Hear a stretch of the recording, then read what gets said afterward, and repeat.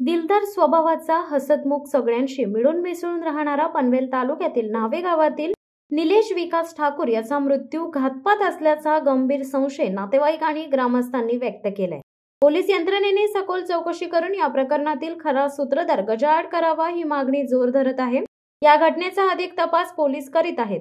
26 मे 2025 रोजी निलेशचा मृतदेह गावातील स्मशानभूमीत झाडाला लटकलेल्या अवस्थेत आढळून आला। रविवार दिनांक 25 मे रात्रीपासूनच तो बेपत्ता होता। मुसळधार पावसात घराबाहेर गेलेल्या निलेशचा दुसऱ्या दिवशीच असा मृतदेह सापडल्याने गावात खळबळ उडाली आहे।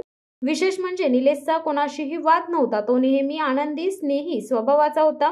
मात्र काही मित्रमंडळी त्याच्या आजूबाजूला कायम दिसायची। तरीही या धक्कादायक घटनेबाबत कोणालाही काही कल्पना नाही, हे आणखीनच संशय वाढवणार आहे। नातेवाईकांचा ठाम आरोप आहे की हा आत्महत्येचा प्रकार नसून थेट घातपात आहे। घटनास्थळाची परिस्थिती संशयास्पद आहे। इतका शांत आणि समजूतदार मुलगा अचानक असं टोकाचं पाऊल का उचलेल असा प्रश्न सर्वांनाच पडलाय। रात्री उशिरा निलेशच्या मोबाईलवर वारंवार येणारे फोन हाही संशयाचा विषय ठरत आहे। या कॉल्सचा तपास लावल्यास प्रकरणातला खरा चेहरा समोर येईल असं ग्रामस्थांचे ठाम मत आहे।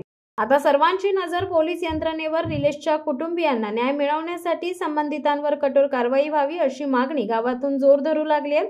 हा प्रकार फक्त आत्महत्या नसून घातपात असल्याचा संशय या परिसरात व्यक्त केला जात आहे। याबाबत पोलिसांशी संपर्क साधला असता त्यांनी पुढील तपास सुरू असल्याचे सांगितले। शिवसत्ता टाइम्ससाठी प्रवीण पाटील, उरण।